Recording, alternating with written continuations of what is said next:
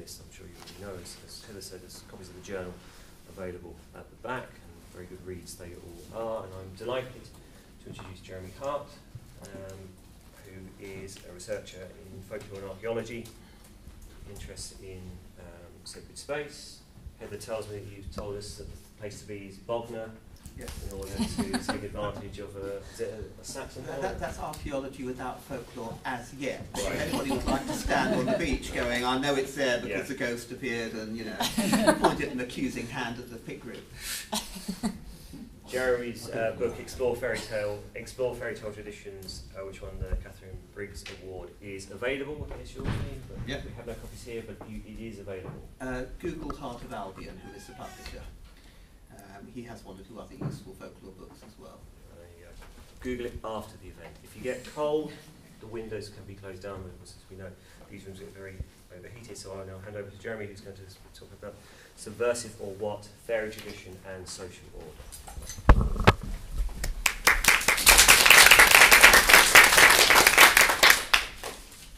I met a radical fairy.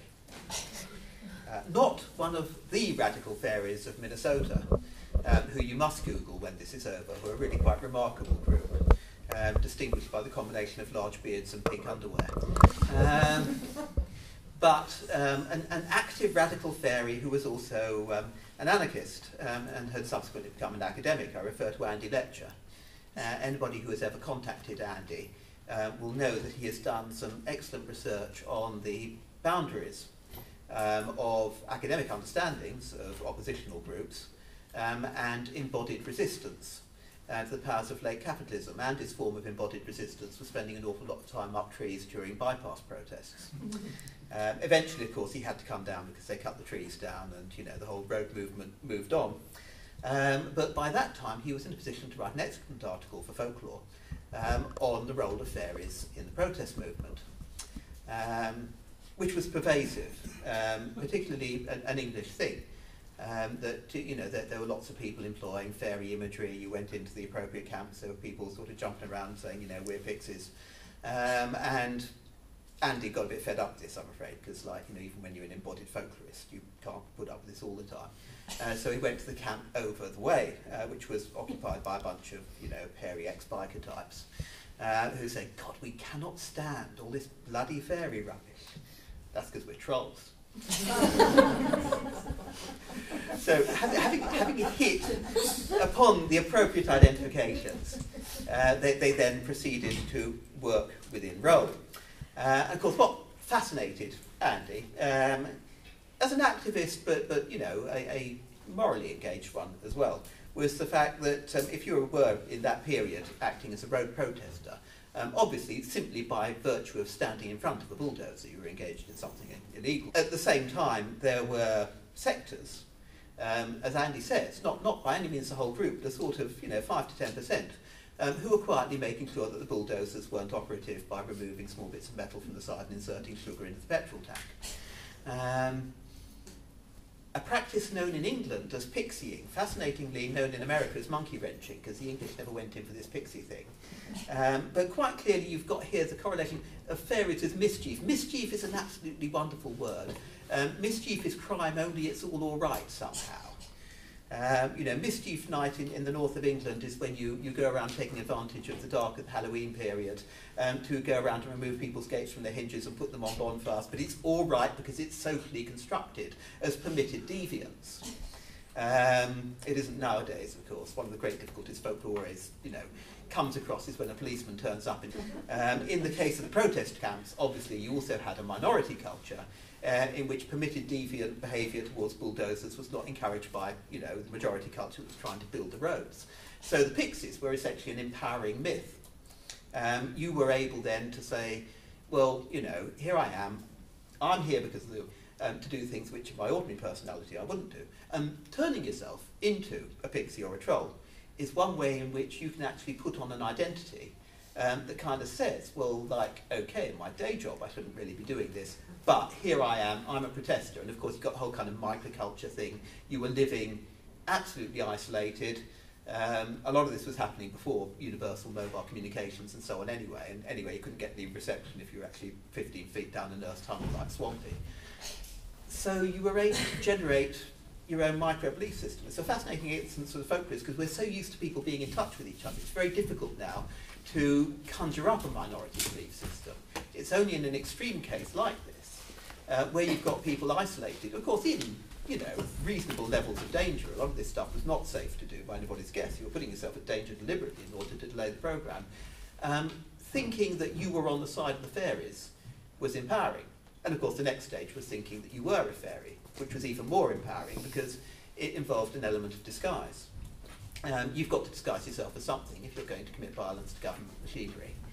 That was kind of Andy's second level, to which he then, as he got to talk to people a lot more, one of the other microculture things about the camp movement was having no available source of entertainment other than the oral communication, i.e. you were sitting around a fire waiting for somebody to come and trash your camp, and you had nothing to do but to talk to each other. It was a beautiful environment in which stories were circulating, some of which were simply just sort of general stuff about how people felt about nature, how they felt in tune with it. But some of it were classic von Sydow style memories, and people were saying, oh yeah, there was this time. I mean, it had to be added that most of them are on mushrooms anyway, which kind of, increase the element of supernatural access. Regardless of which, whatever you're on, there will be a cultural connection with the other world as to what you pick up. People were saying, in some cases, of course, I went there and, the king of the trolls says, get in there, lad, good stuff. Interestingly, some of it counterintuitive. There was somebody who was, tripping along quite happily down the Moonlight Lake when he met a fairy who said, knock this out, go home and stop protesting. And he did. But you'd got people who were using a third level of access to a fairy world to talk about what they were doing.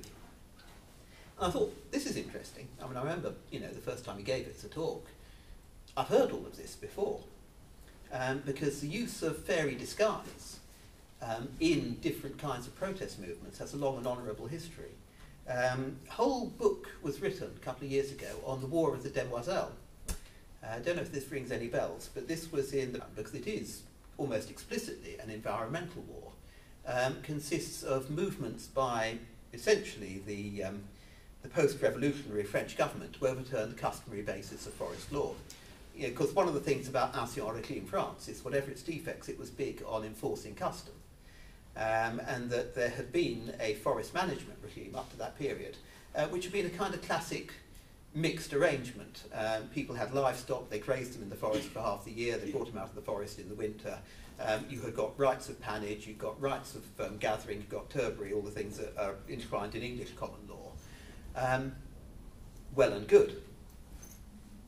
The French attitude, as soon as they start introducing a post-revolutionary way of land management, of course all the forests which had previously been, in English terms, demesne of the crown, became the property, absolutely, of the French state. This is the whole thing that anybody who's followed E.P. Thompson, Customs in Common, will remember. The work of capitalism acts towards dividing up what had previously been regimes with multiple rights exercised by different people all in the same space. And instead being very French, so drawing up nice little square lines and saying, don't be, so irrational. The forest needs to be managed as blocks of woodland, and only if you have absolute ownership and can keep other people out can you manage your bit of forest. This did not go down at all well in Ariège, where of course everybody had a regime of pasturing which required their cattle to use the forest. And there were lots of them, and there were very few landowners. And the advantages about disguising yourself is if you're going to do cross-gender, it's not too difficult to have a word with your girlfriend and nick her shift and dress up in it. Difficult to cut some of that off a hedge either, hence the nature of English folk custom. Burly French foresters were appearing out of the woods in white. That absolutely fascinates me because, of course, the thing is, the idea was to be as visible as possible. It was a non-secretive movement. It was quite the other way around. It was as women. But, of course, also demoiselle is the word for the woodland fairies. And the nature of fairies in that kind of regime is precisely that they belong to the wild, they belong to the forest, and they have authority to give orders to human beings. If you're actually out there and from the tree or the stone a fairy tells you to do something, you bloody well do it. So at night they emerge. After a while they turned up armed to the teeth and engaged in shooting matches. with the gendarmes who had been sent down to put the whole thing down. This is proceeding into a late period. 1827 is when it really flared up, because it took them a while before they could try to extinguish the entire common rights regime. And it went on till the 1870s. France is a big place. There are lots of empty spaces. There are spaces which the locals know much better. The difference, as somebody has said, between continental Europe and Robin Hood notoriously actually camped out about 5 miles from the Great. A nighttime secret space into which they can disappear is brilliant from their ideological point of view. But at the same time, they're using the fairy image to give themselves a bit of authority. And the same thing, right down to the dressing in white, appears in a charming bunch of insurgents called Mr. Daniel O'Mahony's Pharisees, who terrorised County Kerry in the middle of the 18th century. As we said, a lot of people terrorised County Kerry. I mean, this is, a period at which the influence of any kind of central regime on rural Ireland is not succeeding to any great extent. But in this particular instance, same use of, in this case, they were announcing themselves or being announced as Pharisees. Interestingly, in English. So the narrative is designed to have an influence on the oppressor, if you like. But there were only about 80 of them, but they were well organised. In addition to wearing the white shifts, they had large hazel clubs which they used to persuade anybody who was attempting to appropriate their resources. From a practical point of view, anyone who's been involved in riot organisation will start lining up how many people you've got and how well armed they are. It is amazing how much ritual violence people can commit in these kinds of circumstances without anyone actually getting hurt or without anyone getting killed. 80 men with large clubs in, a serious encounter are going to leave quite a few dead people behind them, which Daniel O'Mahony's Pharisees never did. It always reminds me that this isn't actually so much fairies, but the image of the secret nighttime are these accounts you get from the poaching wars of early 19th century England, where both sides are armed, poachers' guns, gamekeepers' guns, and blaze away at each other for about half an hour without anybody ever actually getting killed. Theme of disguise and alienation, where you're asking yourself, how much does it take to get people into a state of alternative personality in which they will commit violence? Because at first sight, the dressing yourself up and calling yourself a fairy sounds like it's entirely intended to intimidate the enemy. Ah, my God, the fairy's coming. Contrariwise, the next stage is, well, okay, it doesn't actually make a lot of difference when you're being attacked by 80 men what they're wearing. On the other hand, it's a way of escaping the attention of your neighbours. Your neighbours, instead of going, oh, good Lord, there's Sean beating up an Englishman, kind of go, oh, dearie me, there's one of the Pharisees. It has to be said that this is one of those well-known social conventions, because in a village society, you know bloody well who everyone is, even if he's wearing his girlfriend's shift. But the important thing is the fairy disguise gives you a massive clue that you're not supposed to recognise who it is. So there are levels of either self-deceit or cultural construction, depending on how you want to call it, to do things that you wouldn't normally consider doing at all, which is what Andy Letch was saying about the people who he knew. And this is analogous to a lot of carnivalesque violence, the sort of stuff which has been, there was a period in which past and present was jam-packed with articles on slightly ritualised riots, in which either people who had assembled to pull down fences or something, dressed in occasions on which there was something like a Shrove Tuesday carnival, Émile Laura-Ladur's Carnival at Romans, where, because you got a lot of people assembled with a sense of liberation from daily constraints, the whole thing was capable suddenly of turning very nasty. Notting Hill Carnival, anybody? So these factors came together. And of course, they are a narrative of fairy subversion. But like everything else, subversion can be incorporated, as mischief can, into an overarching social framework. Again in Ireland, again involving mysterious fairy activities taking place at night, was the fairy process of Bandon. Yes. Difficulties in getting universal acceptance of the English-controlled legal regime meant that actually prosecuting somebody took an awfully long time and was likely to involve lots of other people who were your cousins turning up and lying their teeth out in court. And therefore there was the practice amongst the magistrates of employing what was well known to be a fairy process, which simply meant if somebody came in and said that in his personal opinion his neighbour owed him 3 cows, going, well, we could take it to law, of course, or we could leave it to the fairies. That's 3 cows, isn't it? And then, of course, there would be a midnight party and 3 cows would be rustled and taken out of one farm and moved over to the other, and this was known as a fairy process. And this was enormously satisfactory for everybody because it sort of exploited the potential edges of a justice system, which, of course, was lacking ultimately in legitimacy. The paradox here being that the fairies had more legitimacy than the English did. So all of these things are coming out of, in a feedback loop, if you like, wild space. On the one hand, of course, it's only those communities which extend into the non-agricultural world, which are likely to have this kind of conflict. I mean, it's a classic example, between those English areas which are in nice small Englands, and those which have been complained about, ever since the 16th century, which live on the edge of a forest and which are therefore inhabited by, well, this is the interesting bit, savages, forest silver, Sylvaticus, which comes through French in the reduced form sauvage, is both of the woods and savages. At the same time, Sylvani is the woodland spirit, which we have descending through medieval Latin as a regular translation for the various sort of scary, hairy things, which occupy the boundaries of the fairy community. I mean, the kind of classic distinction that ever since Yeats we've been pushing out between the trooping fairies who have a king and a queen and palaces and nice clothes and dance and do all the right sort of social higher class things, and the much more vernacular, earthy and profoundly unreliable solitary fairies who tend to smell a little bit and wear rough clothing if they're not shaggy and hairy, and engage in the performance of menial tasks. Goes back to potential. But the use of fairy metaphors then loops back again, partly as a way of excusing human behaviour, and partly also as, by origin I suppose I would be, in smugglers and fairies. There is a trope which runs all the way along the southwestern coast. Earliest version recorded by Crossing in his stories about the pixies of Dartmoor.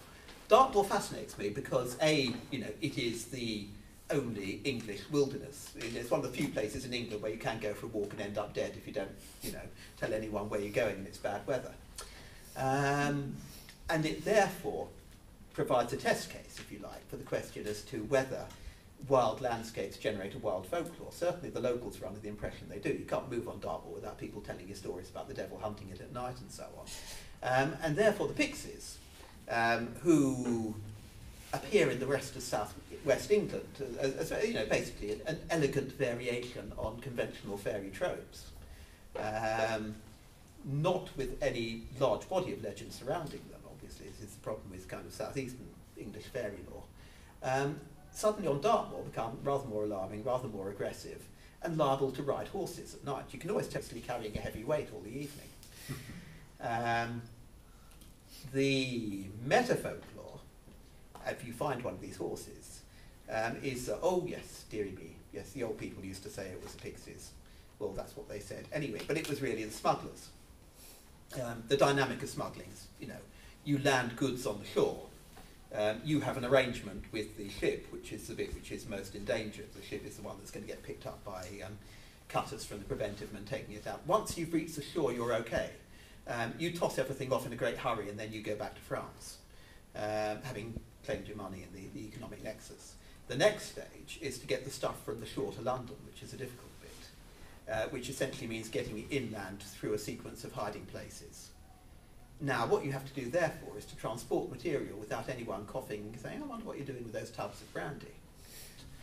You get these narratives that said, oh, they used to put it all into this, old coach, and then they painted it phosphorescent white on the outside, and the superstitious locals cowered behind their windows going, oh, it's a ghost coach going past again, lads. It normally does it about this time on a Friday night. Now, obviously, in some sense, we're talking about not genuine disguise, but legitimating disguise. You have to remember that on most coastal communities, smuggling had become the main source of revenue because it paid so much more reliably than fishing or tourism. Therefore, when you discover that, preventive men are actually being beaten up by the locals simply for turning up and asking questions about smuggling, it is highly unlikely that anyone would have a motive to have the concept of disguise empowers people to say, well, you know, nobody recognises us because we're going in there and pretending to be fairies riding the horses or the ghost coach or something. It's all right in some mysterious cultural sense. And this works its way up. Petticrate Lane in Dorset, West Dorset, is famous in one version for being the lane that the fairies ride up and down on, in the other version for being the one that the smugglers disguised as fairies take their goods inland. Rather embarrassingly, unfortunately, the sweating horses motif is found much further inland. Still attributed to fairies, but at this point you start ending up with a lot of those preventative rituals. You know, hang up sieve and shears to scare the hag that seeks to ride the mare. That's Herrick in Devon, of course. Hold stones. I love stones with holes in. People give them to me in the hope they're going to turn out to be archaeological. I now have a workplace which is gradually surrounded by dangling hold stones. And it's such a classic case where, you know, the object drives the folklore. You find it has got a hole in it. This is fatal. It now becomes something sticking out. It's always lucky. You know, therefore, and then you've got Cyril Toms did this wonderful survey on them, that they are suitable for keeping off things. You hang it just above the horse's back, you see, so when the pixies jump up, you know, they knock their heads against a hanging stone and go and steal somebody else's horse. Doesn't work against smugglers. Now, again, there, you've got a narrative which has suddenly moved from being associated with deviant human activity into becoming a purely supernatural one. And there are lots of alternative versions in which it ceases to become connected with fairies, but moves over to witches. These are the kind of witches that you try to stop coming down your chimney by hanging up scythe blades, which are iron, which scare witches. You'll notice there's a whole witch-fairy overlap here. They are existing in a different imaginative space from your old neighbour who you want to have taken before the magistrate because she overlooked your cattle. So the possibility of imagining deviance is still there, but suddenly it's not functioning as a way of covering up what real smugglers do. It's becoming a way of mythicising the smuggler, who of course is a typical mischief character, if I can use that word. He does criminal things, some of which involve cheating the revenue and some of which involve cutting people's heads off halfway and throwing them down pits. And Sussex, glorious account of the activities of it. And yet simultaneously, because he is licensed deviance, he appears in those lovely Staffordshire flatback figures in which, you know, the smuggler with, you know, sort of handsome Victorian moustachios and an athletic expression is purchased to be put up as a hero figure against your mantelpiece if you're an ordinary householder, and appears in cheap litho prints and all that sort of thing. So again, like Robin Hood, who probably wasn't quite so much fun when you bumped into him in person, you've got a character who exemplifies a slightly mythicised version of social subversion. The clash then comes with your forest inhabitants when the people themselves, instead of remaining like Robin Hood firmly in the query 14th century, or like smugglers having the great decency to fade away. Of course, the great thing about smugglers is that every year there were fewer of them because the preventive exercises were actually working. Yes, he said, suddenly imagining a future in which the deviant figure of the terrorist becomes much, much more attractive, but only as long as there are no terrorists left. Actually, that's it. Sorry, that's the IRA, I've just realised. The problem with social deviance is when the deviant characters are still around. At this point, I move discreetly from social issues to issues of ethnicity. Because one of the things about ethnicities is, unlike criminal subcultures, they tend not to disappear. They have lots of children and insist on turning up on your doorstep. Had a lovely fuss in Dorking. Sorry, this is coming from my Surrey activities, where the local manager of Dorking Halls had the brilliant idea of putting out a poster announcing that you know, Pablo and his Hungarian gypsy band were arriving. The only time you will ever be glad to see 50 gypsies arriving on your doorstep. They took him to one side and explained that not only was this not a good idea, this was actually going to cost him quite a lot of money, a thing called the Council for Racial Equality. But this, of course, got me thinking about you know, the construction here. Again, you had this fascinating instance in which, you know, the poster itself was in conflict between the gypsy of culture and the actual gypsy of Salvation Place. Sorry, very nice site on the outskirts of Leatherhead. Salvation Place is where my colleagues on the Surrey Gypsy Forum mostly hang out. And of course, you know, having multiple interests, I started bonding these together because, surprisingly enough, there is a literature on gypsies and fairies. Some of it actually written within the community.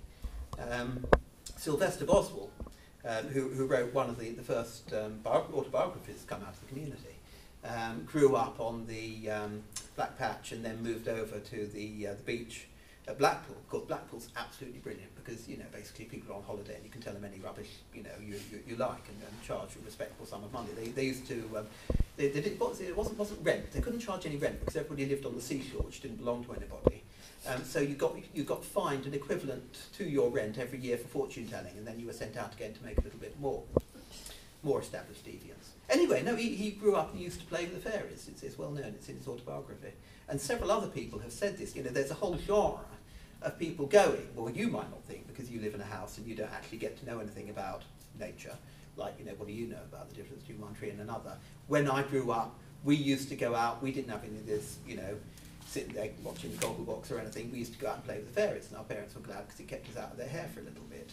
So there is a construction there, but of course simultaneously with that kind of memorate again, and with, if you like, descending the scale the other way round from what Andy Letcher was talking about,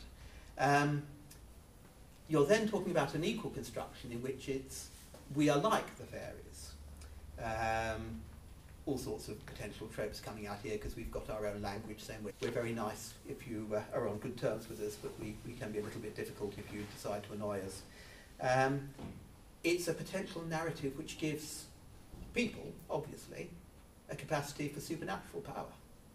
This is what the whole fortune-telling business has been about. It's about adjusting your ethnicity, and this, of course, is why gypsies are the one ethnic group in the British Isles who make a living as an ethnic group out of exploiting their image as an ethnic group. It's kind of like living in an Indian restaurant all the time and having to go out there and do yourself every time you encounter the mainstream community. It's enormously difficult because, you know, at times this is not going to be a strategy that works, but for certain purposes, especially in the old days, when you'd got much more demarcation between men's and women's income, and when a woman would be at any time, obviously selling, you know, Lucky Heather. How do I know it's lucky? Well, it's lucky to me if you pay sixpence for it, dearie. Would be able then to cut out the ordinary level of selling pins and buttons and thing and cut straight into fortune telling, which is frequently what made the money. Then you've got the potential for supernatural projection in terms of actually exploiting people's gullibility. This is where it comes back to the issues with fairy identification. The moving between potential for travelling scamsters and for those who are acting as fairy doctors, cunning folk, that sort of job.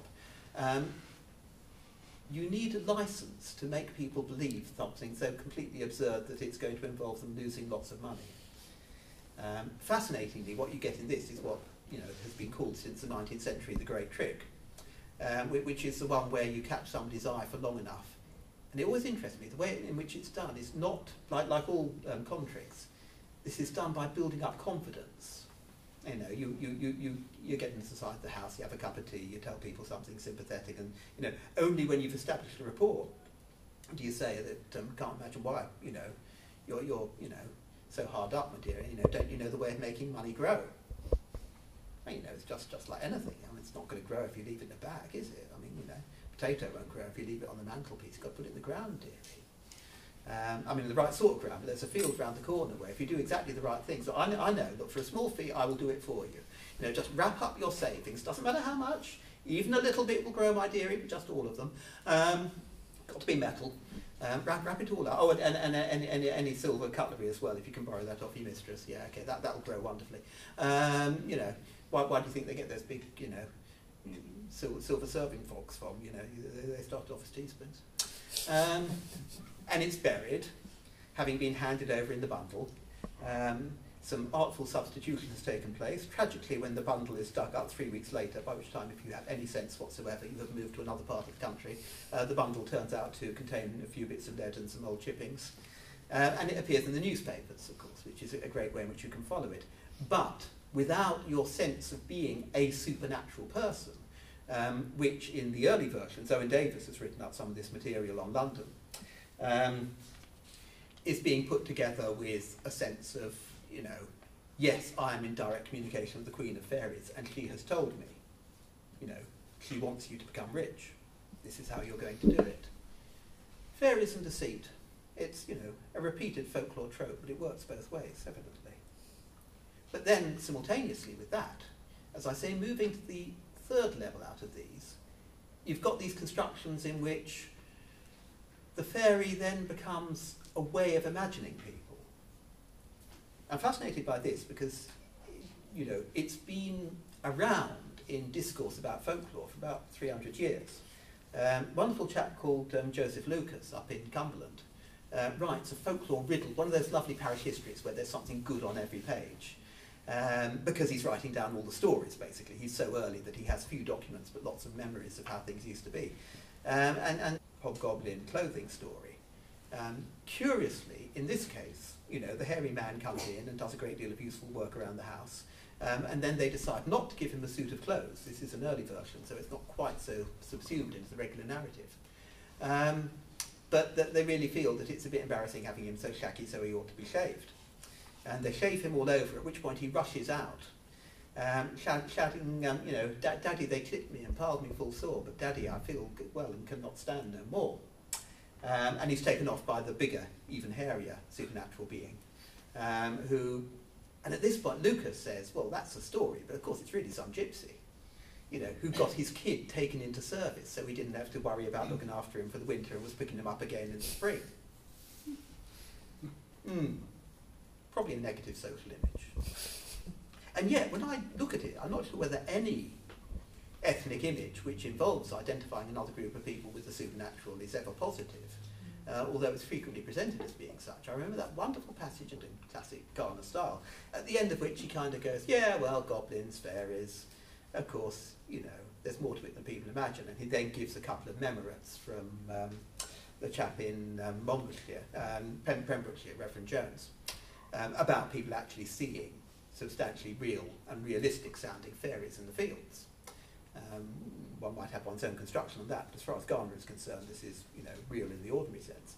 And he says, I'm sure they were the fairy people. Of course, you know, I've known areas where the fairy blood was still present, though thin. I knew this wonderful boy from the site over the road who used to be able to climb trees and hang upside down and get birds to come and pick breadcrumbs out of his hair. And you realise, in Garnerish mode, and Garner is fascinated by bringing folklore into reality, has acquired a level of allure, storyteller's allure, I suppose, from being constructed quite deliberately in later Garner's mind as a, quote, real fairy.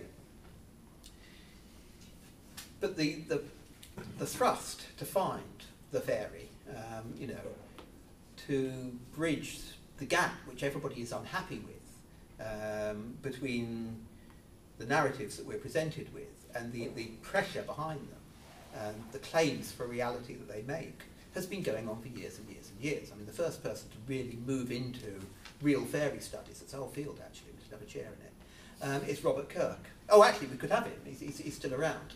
I mean, his main work was written in 1679, but shortly after publishing, he actually kind of, word got around, and they took him into the Fairy Hill of Aberfoyle, where he is well known to still remain. See some beautiful project work by Aberfoyle children, published in Narvaez's The Good People, if not believing yours truly. Anyway, Robert Kirk is writing in a kind of late Cambridge Platonism, early Enlightenment mode, in which really his information is all coming to him via seers of one kind or another. And of course he is a clergyman, bilingual in English and Gaelic, situated at Aberfoyle, which at that point was on the, is on the Forth, was on the Highland line. He's acting as a transmitter of knowledge from the wild frontier back to Edinburgh and London, and the secret commonwealth of elves, fauns and fairies. Notice that lovely little bridging between the classical and the vernacular worlds already, just to make sure that it's a serious scientific treatise, is designed to transduce what Gallic speakers are saying about the other world and to present it in such a manner that it has anthropological validity, that this is how the strange people do actually live. And you know, so everything is laid down about, here are the facts, this is what's reported, this is what's observed. There may possibly be something to do with strip lynchets because they need to cultivate their food somehow. This is when they move. At every quarter day they move their lodgings. They can be seen by seers then. And then, you know, from that there are, you know, and these are my anthropological deductions about their culture and so on. And Kirk then becomes, well, I mean, the problem is that it circulated in manuscript. It wasn't printed until for private circulation beginning of the 19th century. But the potential for thinking about real fairies, realistic fairies, popped up again at the beginning of the Romantic movement. And Kirk makes an appearance, not by name, but specifically by landscape, in Walter Scott, as part of a subtle discourse about fairies. It doesn't occupy much space, but then you'll remember Scott has already written the massive fairy chapter in Minstrelsy of the Scottish Border, which really kickstarts British fairy scholarship. It puts together most of the evidence which we carry on quoting ever since. So he's got all of this material tucked away, and then he moves from writing folklore to writing fiction. You know, it's this kind of classic inkling situation in which somebody who can write an academic work has certain things going on in his head about how things join up, which he can only really express in a story. The story in Rob Roy, I mean, to rehearse anyone who is not a fan of Scott, more people should be fans of Scott. Brilliant, brilliant. Like, you know, read the first 2 chapters and you will not put it down. But it's about the boundaries between Jacobite and Hanoverian. It's about the boundaries between England and Scotland. It's about the boundaries between the Lowlander and the Highlander. All of which is expressed effectively in the journey, which is undertaken by the hero, an Englishman from Northumberland. There's not kind of, he's right already at the edge of Englishness, who picks up in Glasgow the Deacon Jarvie, who is a typical straightforward Glasgow businessman who just happens to be a cousin of the wild Highlander Rob Roy McCampbell. And they're moving. Firstly, you know, Glasgow is already something which Frank, the hero, is describing in this very kind of, you know, Scott knows Glasgow particularly well, but he's writing it as an Englishman will perceive it. And they go further because part of the narrative is they've got to retrieve both the money which is owing to the deacon and family deeds which Frank needs in order to save the narrative. They're